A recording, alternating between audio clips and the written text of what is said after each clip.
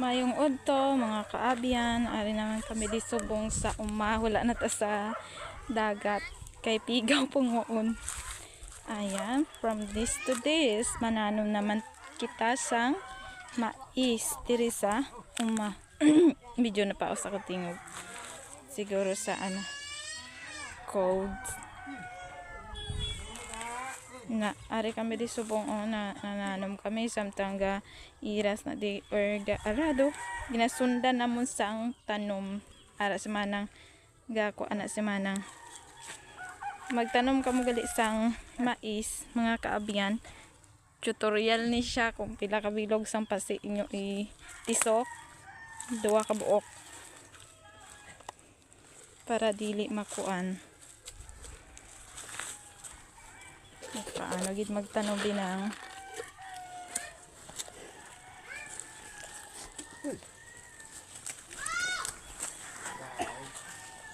pagkapakan lang naton kay paano man ang yuta kaning kumokra man dili na tatablaw. Nagkuan ra naghandong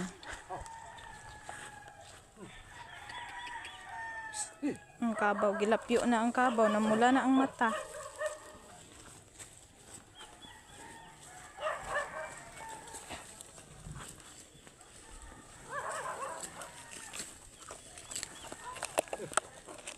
Pagkaon na ni siya sa manok kung ma-crack ang mais.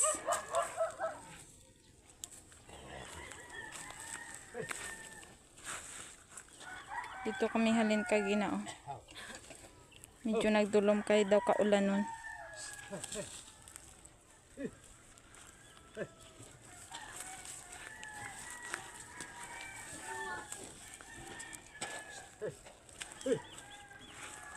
Daghan ta subong mamugas kay para dasig.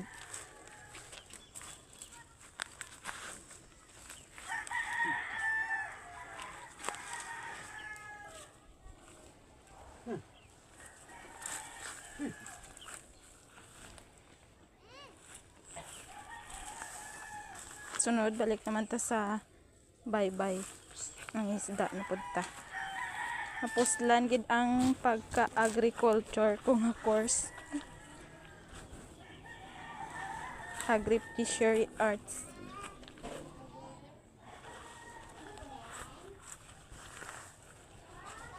Kaya mananom kita.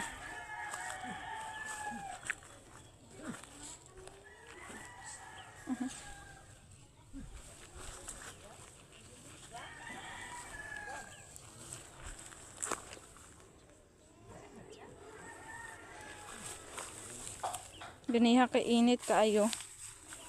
Makalapyo ang init.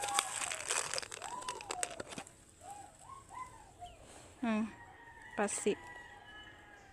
Tagduwa ka po sini nga itisok para dili makuan masyado ang magnagaway sila sa nutrients.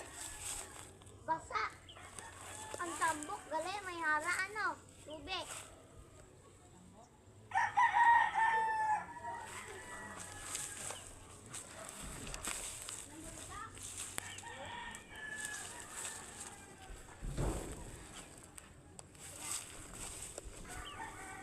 Na gini always kinapawayan ang karbaw kay init ginahapo. Ito nagpahuay naman ito.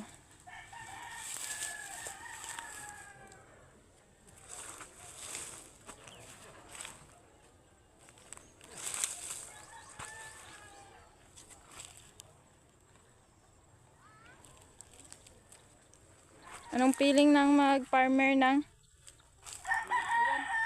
Hindi sayon. Daga na diri mga mga balatong, mga kaabyan. Ginabaligya niyang mga bunga sa ni kung gusto niyo mabakal PM lang. Damo na diri. Basta sa puno barato pa ni mga kaabyan nasa 20 ang bugkos. Daghan na diri kabalatungan. Daghan na diri mga utan. Ato ang duwa. Kuyog-kuyog ang duwa. Unya, sige rag pasaway. Wala jud mabuhat.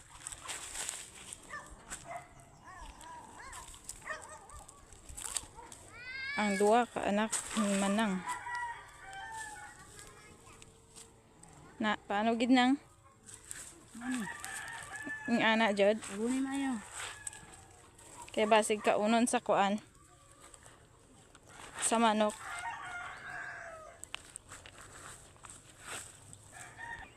Susunod, mag-harvest naman kita sang balatong. Na-harvestan na di galing. Sang ligad. Arang mga bunga sa balatong. Oh. Hindi pa siya, wala pa sa day nga i-harveston. May mga limon man na di, may mga paitan, may mga mani man na dito sa piyak. Na arang duwa.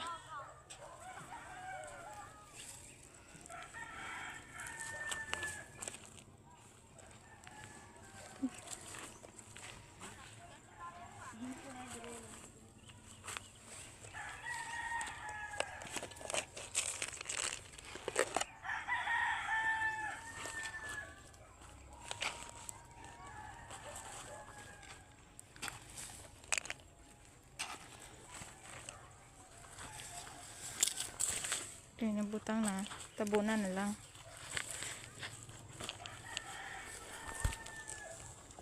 Di wala man ato sa So, there nga side, may pipino man kita di, mga kaabyan.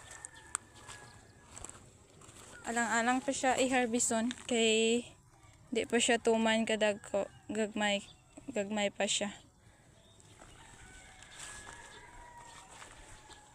Mangumata today. Kay wala man ta lakad. Ari ang mga lime upang ginatawag nga mga limon, mga kaabyan.